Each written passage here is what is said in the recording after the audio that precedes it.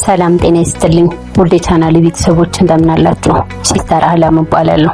በባለፈው ቪዲዮአችን ስለ ሁለተኛ ወር እርግዝና በሰፊው አይተን ነበር። ዛሬ ደግሞ የጉዟችን ማጠናቀቂያ ወደ ሆነው በጉጉትና በትንሽ ስጋት ወደሚጠበቀው ሶስተኛ ወር ወይም ሰርድ ትራይምስተር ገብተናል።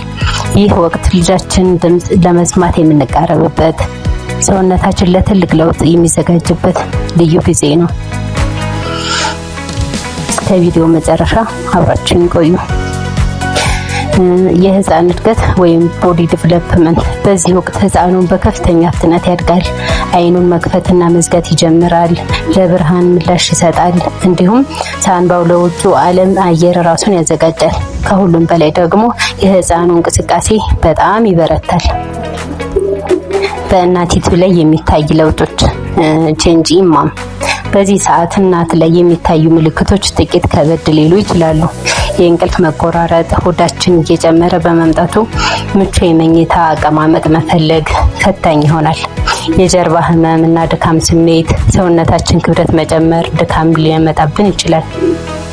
ተደጋጋሚ የሽንት መምጣት፣ ህፃኑ ወደታች ዝቅ እያለ ስለሚሄድ ፊኛችን ላይ ጫና ያርፋል። መደረግ ያለባቸው ጥንቃቄዎች። በዚህ ወሳኝ ወቅት የሚከተሉትን ነጥቦች ትኩረት እንስጥ። የህፃኑ እንቅስቃሴ መከታተል። በቀን ውስጥ ህፃኑ ምን ያህል ጊዜ እንደሚንቀሳቀስ ማስተዋል አለብን። እንቅስቃሴው በጣም ከቀነሰ ሐኪም ማማከር ያስፈልጋል። አመጋገብ። በካልሲየም፣ በብረት፣ አይረን እና በቪታሚን የበለጸጉ ምግቦችን መመገብ ለእናቲቱም ለልጁም ጥንካሬ ይሰጣል። የወሊድ ምልክቶችን ማወቅ። የውሃ መፍሰስ፣ መደበኛ የሆነ የሆድ ቁርጠት ወይም የደም መታየት ካለ ሳይዘገዩ ወደ ሆስፒታል መሄድ ይገባል። ለወሊድ ዝግጅት ወይም ፕሪፕሬሽን። በዚህ ዝግጅታችን መጀመር ያለበት ገና ምጥ ሳይመጣ ነው። ለህፃኑ እና ለእናቲቱ የሚያስፈልጉ እቃዎች ቦርሳ ማዘጋጀት ወይም ሆስፒታል ባግ ማዘጋጀት፣ የሚወለድበት ሆስፒታል ቀድሞ መምረጥ፣ በቂ እረፍት ማድረግ እና አዎንታዊ አስተሳሰብ መያዝ።